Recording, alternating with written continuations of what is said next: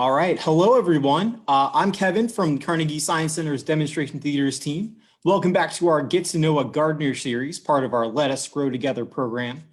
With this program, we teamed up with Growing Great and Del Monte Foods and their National STEM Education Initiative to educate students and families on the science of planting, growing, and eating healthy foods. We're again joined by our friends at North Hills Community Outreach, located in northern Allegheny County. NHCO is an organization dedicated to being people, helping people. We're going to meet Alyssa Crawford, who is the Garden and Youth Coordinator for the Rosalinda Saro Serrani Garden, which is a volunteer community-supported organic garden. Over the last 9 years, NHCO has harvested over 40,000 pounds of fresh produce, serving over 1,000 families in need every year. Alyssa will be exploring with us a fun, exciting topic of seeding, growing, and harvesting lettuce and making a salad. So Alyssa, how are you doing today? I'm doing great. I know that there's some flurries outside, but we're doing well. And actually, our lettuce likes the cold weather, so it is doing great. Oh, I did not know that. That's fantastic. So Alyssa, what do you want to show us today?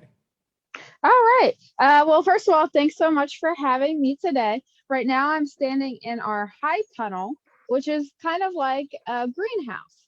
And this it creates a warmer environment for our plants. And as you can see behind me, we have lots of spinach and greens, mustard greens, and lettuce. And we have been harvesting the greens behind me for the last month or so. And all of this produce is sent to our 3 food pantries within northern Allegheny County. Today, we're going to talk a little bit about lettuce. I'm going to harvest the lettuce, show you how to grow lettuce, and make a salad of your own.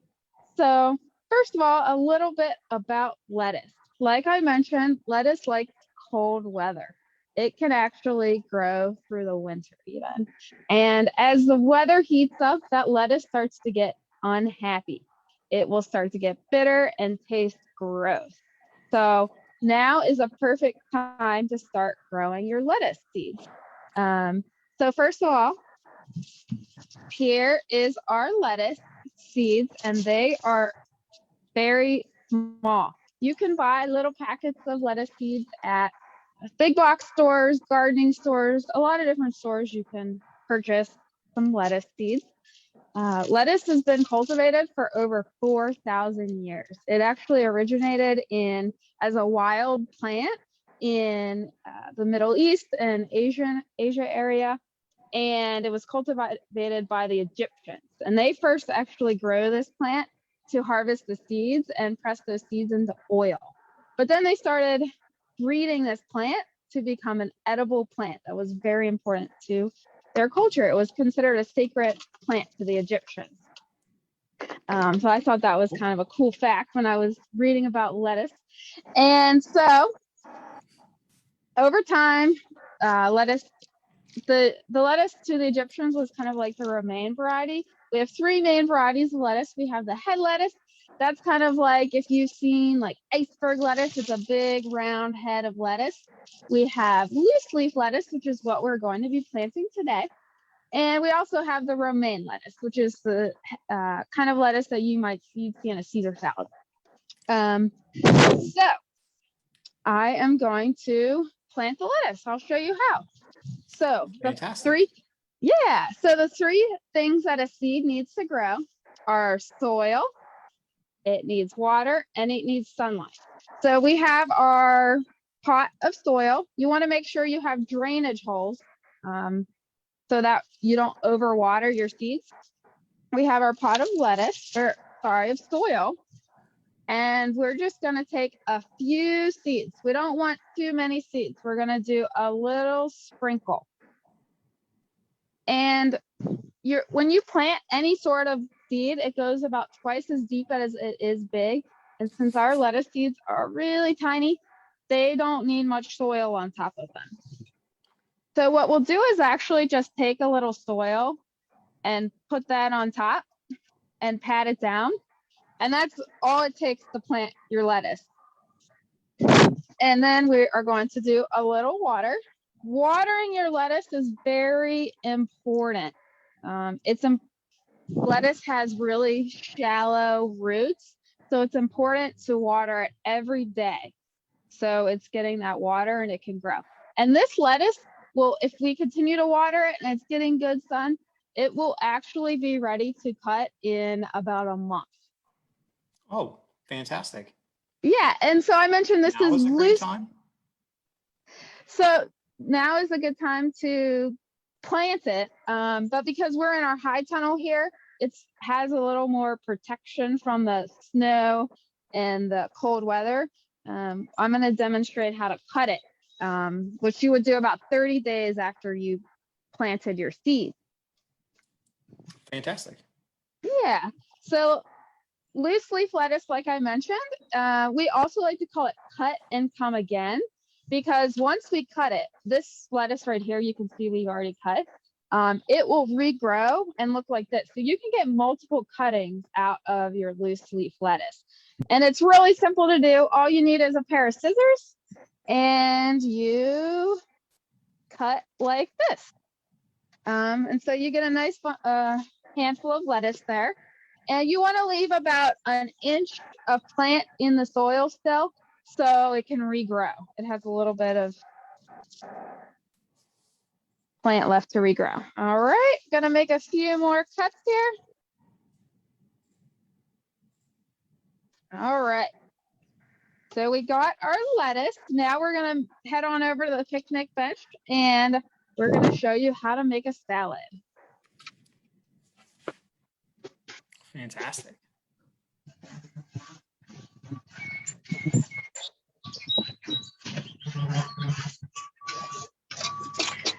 All right. So now that we have our cut lettuce, we want to wash it because it was growing in the soil. It may have a little bit of dirt on it, and we want to clean that dirt off. So I have some water here. You can use a hose or in your sink. You want to add some water. It's important to wash your hands anytime you're dealing with food. I washed my hands before we started here. So you want to kind of, it might be difficult to see, but I'm kind of moving that lettuce around, getting that soil off. We have a salad spinner here today. If you don't have a salad spinner at home, that's totally fine. You can use a cloth or paper towels, or you can kind of just let it drip dry a little bit so it's not like sopping wet. So we're going to move our lettuce. The soil will kind of sink to the bottom of the container. So we'll move our lettuce into our spinner here. And then we are going to spin it. And that will help dry it out a little. The drier your lettuce is, the longer it's going to last in your fridge. But if you're growing your lettuce at home, I think that excuse me, it's best to cut it and then eat it that same day because it's so fresh and delicious. All right, so we've spun that lettuce. We're gonna put it into our bowl here. Now, I don't know about you, but I like to put all kinds of toppings on my salad. Who here has had a salad before? Yeah, probably. Yeah, probably most of you have tried a salad before. And if you haven't, I would encourage you to do so. As you likely know, fruits and vegetables are part of a healthy diet. Our lettuce here is a good source of vitamin A, which vitamin A is good for your eyes so you can see well. And it's also a good source of vitamin K, which helps with blood clotting. So if you get a cut, that vitamin K will help your body stop that bleeding. So lettuce is great for our body. I like to add fun things like I mentioned. Today I have some dried cranberries. We're gonna add that. I have some sunflower seeds today. I love to put fresh fruit on my salad, but you can put any sort of vegetable, seed, nut that you enjoy. You can add to your salad to give it a little bit of pizzazz. We're gonna make a really easy dressing. We have a little bit of vinegar here, some balsamic vinegar. We're gonna put that in our jar. We also have some olive oil. We're gonna add that. You can also add, if you like, mustard or salt, pepper, any sort of herbs, whatever flavors you like, you can add. But I'm just doing a simple balsamic vinegar and olive oil. We're gonna shake it up, get that mixed up together, and pour it on. All right, so there is our salad. That looks wonderful. Yeah, I wish you all could taste it today. I know it's gonna be delicious, but I encourage you to try and grow some of your own lettuce at home and try and make your own salad. Yeah, salad is one of those things you can very much make it your own and find things that work for you. So even if you don't like the things that Alyssa put on hers, you could find some different things to put on there. Yeah, totally. Yeah. Do you have any questions for me about salad? I'm happy Yeah, to answer anything about lettuce. I wanted to bring you back to something you had talked about earlier whenever you were at the lettuce itself, Mm-hmm. harvesting the lettuce. And so Yeah. I've heard a lot about harvesting, but I don't know what that means. So whenever you say you're harvesting something, what does that really mean?